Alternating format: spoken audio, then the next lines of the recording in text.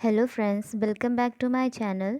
आई am Anvi Sharma और स्वागत है आप सभी का लर्न अहेड एकेडमी में। तो हम लोग पेट की ये हमारी हिंदी की फर्स्ट क्लास है। तो आज हम लोग पढ़ेंगे हिंदी। हिंदी में जो पहला टॉपिक है वो है संधि। तो हम लोग संधि के बारे में पढ़ेंगे। संधि क्या है? तो संधि जो है वो दो वर्णों से जो मिल के एक परिवर्तित शब्द होता है, एक शब्द बनता है जाकर के, उसको हम लोग संधि कहते हैं। तो अगर ये पूछे कि दो वर्णों का मिलना, तो दो वर्णों का मिलना जो है वो क्या कहलाता है? संधि कहलाता है। लेकिन यहीं पर अगर बोला जाए कि दो शब्दों के मिलने से क्या बनता है, तो वो समास कहलाता है। इसमें आपको कंफ्यूज नहीं होना है कि क्या समास है और क्या संधि है। तो दो वर्णों के मेल से क्या बनता है? तो वो बनता है, दो वर्णों के मेल से संधि बनती है और दो शब्दों के मेल से समास बनता है। ठीक है, इतना याद रखिएगा आप लोग। और ट्रिक के साथ में भी पढ़ेंगे। और अगर आप पहली बार चैनल पर आए हो तो सब्सक्राइब कर लीजिएगा और अपने दोस्तों में भी शेयर कर दीजिएगा जो भी पेट की प्रिपरेशन कर रहे हों। तो इसमें क्या है, पहले हम थोड़ा परिभाषा पढ़ते हैं, परिभाषा भी पढ़ेंगे, उसके बाद में ट्रिक भी आपको हम बताएंगे कि किस तरीके से आप जो है बहुत ही जल्दी अपने जो क्वेश्चन है वो एग्ज़ाम में सॉल्व आउट कर सकते हैं। तो संधि में क्या है? संधि दो निकटवर्ती वर्णों के मेल से होने वाले विकार या परिवर्तन को कहा जाता है। तो पहले ही हम बता चुके हैं कि दो वर्णों के मिलने से जो शब्द बनता है वो संधि कहलाता है। और यह हिंदी व्याकरण का एक महत्वपूर्ण विषय है। संधि के कितने भेद होते हैं ये पहले देख लेते हैं। तो संधि के तीन भेद होते हैं। कौन कौन से होते हैं?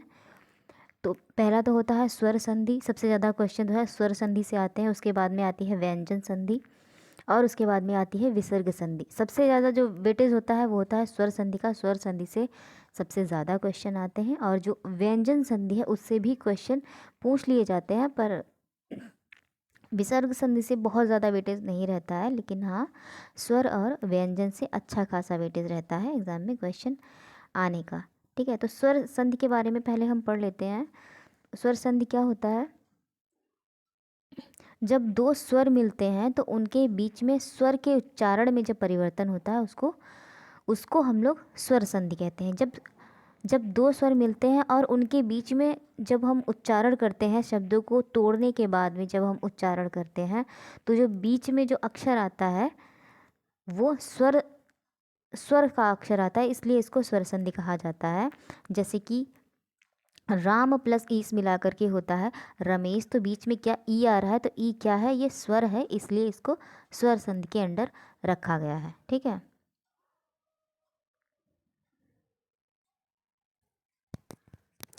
अभी समझ लिया आपने कि जो स्वर संधि होता है वो शब्दों को तोड़ने के बीच में जब कोई भी स्वर आता है तो उसको हम लोग स्वर संधि में रखते हैं। तो वहीं पर अब आता है व्यंजन संधि।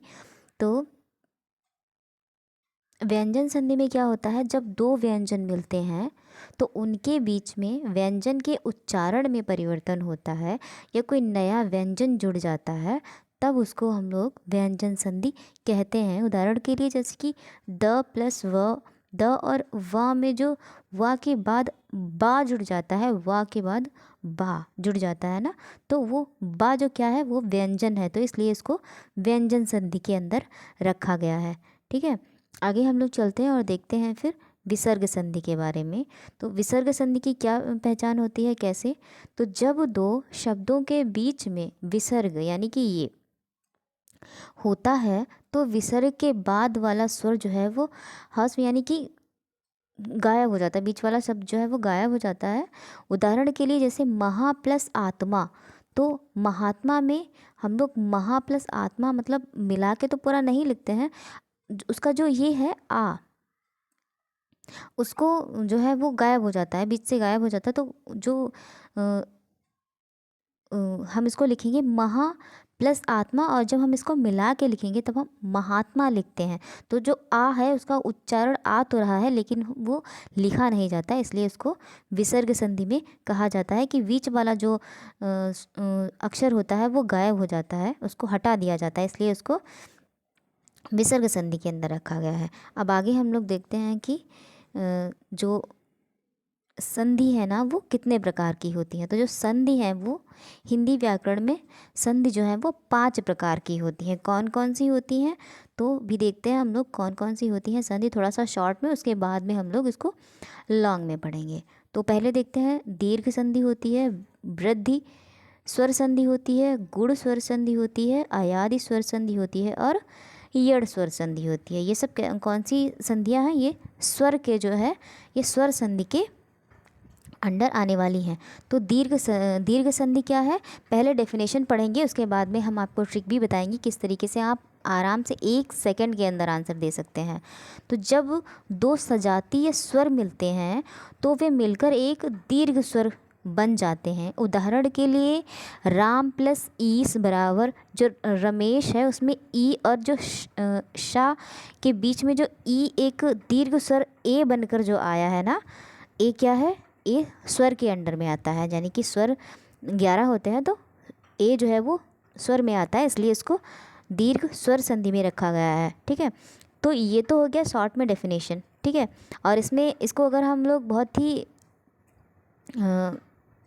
1 सेकंड के अंदर अगर आंसर देना चाहें तो इसके लिए हम आपको एक ट्रिक बताते हैं। पहले दीर्घ संधि के बारे में ही पढ़ेंगे, उसके बाद आगे आगे जब भी क्लासें होती जाएंगी उसके बारे में आगे हम लोग ट्रिक भी पढ़ते जाएंगे और इसकी डेफिनेशन भी पढ़ते जाएंगे। तो दीर्घ संधि में इसके देखो इसके नाम से ही है कि दीर्घ स्वर संधि, दीर्घ यानी कि बड़ा।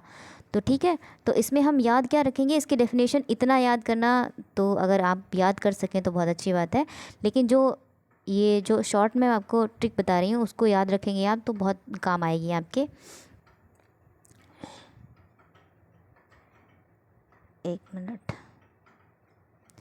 तो इसमें क्या है, दीर्घ स्वर संधि में आप सिर्फ इतना याद रखिएगा कि जो शब्दों के बीचों बीच क्या आएगा, बड़ा आ, चाहे वो बड़ा आ हो, चाहे वो बड़ी ई हो, चाहे वो बड़ा ऊ हो, अगर ऐसे कोई शब्द आते हैं जो कि बड़े, आप दीर्घ नाम से याद रख सकते हैं कि दीर्घ दीर्घ मीन्स बड़ा होता है ना।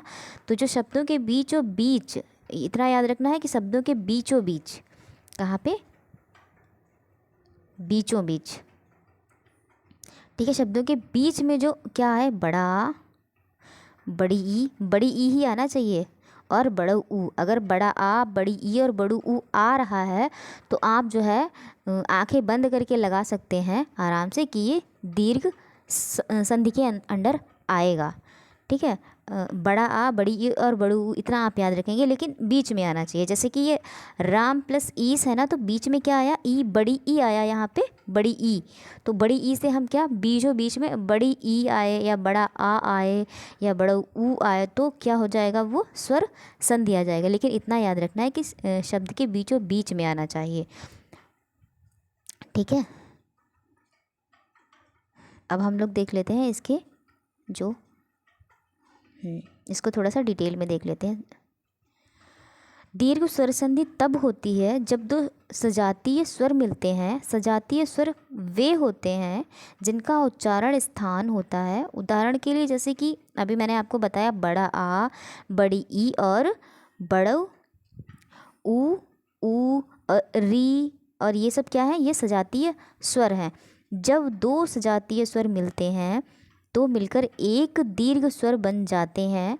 दीर्घ स्वर का उच्चारण सजातीय स्वरों के उच्चारण से अधिक लंबा होता है। लंबा यानी कि शब्द से आप याद रख सकते हैं कि दीर्घ लंबा होता है। उदाहरण के लिए राम, ईस और ये मिलकर क्या बन जाता है, रमेश बन जाता है। तो बीच में क्या आया, बड़ी ई और शा के बीच में जो ई आया है उससे दीर्घ स्वर बन जाता है। इतनी डेफिनेशन याद करने की ज़रूरत नहीं है, आप सिर्फ इतना याद रखो कि इतने नियम वगैरह आपको पीडीएफ मिल जाएगी। आप टेलीग्राम चैनल ज्वाइन कर लीजिएगा, लर्न अहेड एकेडमी में से पीडीएफ मिल जाएगा। लेकिन जो हम आपको बता रहे हैं ट्रिक्स उसको याद रखिए, बहुत आसानी से आप 1 सेकंड के अंदर आंसर दे सकते हैं। कि जैसे कि यहाँ उदाहरण में देखिए आप आकर के सीधा राम प्लस ईस, तो बीच में क्या आया, यहाँ पर बड़ी ई आया।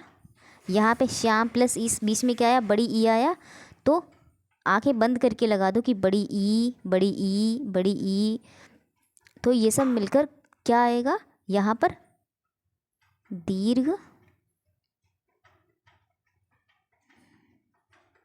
स्वर संधि। ठीक है, बीच में आया बड़ा, बड़ी ई, री, ये सब मिलके आया तो हम जो है आराम से आंखें बंद करके लगा सकते हैं कि यहाँ पर दीर्घ संधि, दीर्घ स्वर संधि आया है। इतना याद रखना है आपको कि शब्दों के बीचों बीच, ये आप डेफिनेशन याद लिख सकते हैं।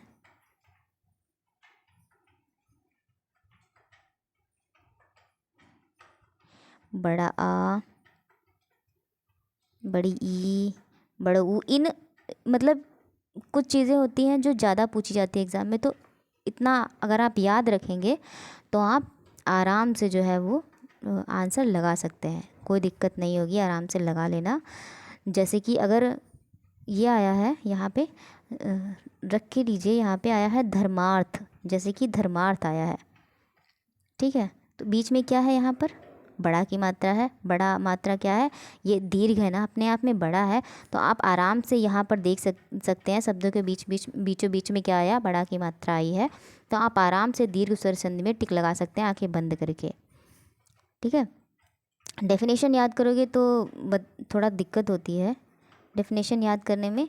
बाकी जो मैंने ट्रिक बताई है आप उस तरीके से भी आराम से देख सकते हैं, लेकिन फिर भी हम लोग दीर्घ स्वर संधि के बारे में नियम पढ़ लेते हैं। तो जब दो समान स्वर मिलते हैं तो वे मिलकर एक दीर्घ स्वर बन जाते हैं। जब दो समान स्वर मिलते हैं तब वो मिलकर एक दीर्घ स्वर बन जाते हैं, और जब दो स्वर मिलते हैं तो वे मिलकर एक दीर्घ स्वर बन जाते हैं, भले ही वे अलग अलग वर्णमाला में हों। उदाहरण के लिए जैसे कि बड़ा आ और ई मिलकर ए बन जाते हैं, भले ही बड़ा आ वर्णमाला में ई के पहले आता हो, इससे कोई फ़र्क नहीं पड़ता है। लेकिन जब दो स्वर मिलते हैं तो वे मिलकर क्या बना लेते हैं, एक दीर्घ स्वर बन जाते हैं, भले ही वे अलग अलग शब्दों में हो। उदाहरण के लिए जैसे राम और ईश के मिलने से रमेश बनता है, और श्याम प्लस ईश के मिलने से श्यामेश बनता है, मीरेश। तो इस तरीके से, लेकिन ये है ना कि दीर्घ स्वर संधि अगर बीचों बीच में बड़ा, जैसे कि कुछ बोलने में भी होएगा ना, धर्मार्थ, मीरेश, तो ये बोलने में भी थोड़ा सा बड़ा लग रहा है, इसलिए आप बोल कर भी आराम से, नहीं तो फिर जो मैंने आपको अपनी तरफ से जो एक डेफिनेशन दी है आप उस तरीके से पहचान सकते हैं कि शब्दों के बीचों बीच में जो है बड़ा आ, बड़ी ई और बड़ू ऊ जब आता है तो उसको हम दीर्घ स्वर संधि के अंडर में रखते हैं। डेफिनेशन इतनी सारी याद करोगे सारा कंफ्यूज हो जाएगा, कहाँ कहाँ जोड़ जाड़ के याद सब करोगे, तो इससे अच्छा है कि शॉर्ट में याद कर लो। कौन सा आपको जो है, कोई रिटर्न एग्ज़ाम तो देना नहीं है, आराम से टिक करना है, बस देखो पहचानो और टिक करो, आगे बढ़ो। जैसे कि और देख लेंगे, एक तो रमेश देखा, श्यामेश देखा, मीरेश, मीरेश यहाँ पे शायद डबल बार हो गया है। और देख लेते हैं थोड़े से अलग से, बधूरमी, बधूरमी में जो है अगर आप देखते हैं यहाँ पे, तो इसमें क्या है, बीचों बीच में क्या है, किसकी मात्रा है, बड़ू ऊ की मात्रा है ना, तो आप आराम से दीर्घ संधि पे टिक मार सकते हैं। और अगर आए बधूप कार, इसमें भी बीच में क्या है, यहाँ पर भी बीच में बड़ू की मात्रा है, यहाँ पर भी बड़ा की मात्रा है, तो आप आराम से जो है दीर्घ स्वर संधि में टिक लगा सकते हैं। तो आई होप आपको दीर्घ स्वर संधि समझ में आ गया होगा। डेफिनेशन चाहे आपको इतनी ज़्यादा ना समझ में आई हो, ये इतना सब जो है PDF आपको मिल जाएगी, आप ज्वाइन कर लेना। लेकिन जो मैंने ट्रिक बताई है आपको उस तरीके से आप आराम से जो है वो मतलब टिक लगा सकते हैं। कि याद रखना है शब्दों के बीचों बीच में क्या आना चाहिए, बड़ा आ, बड़ी ई, बड़ू ऊ हो, तो जो है उसको आराम से आंखें बंद करके दीर्घ स्वर संधि आप लगा सकते हैं।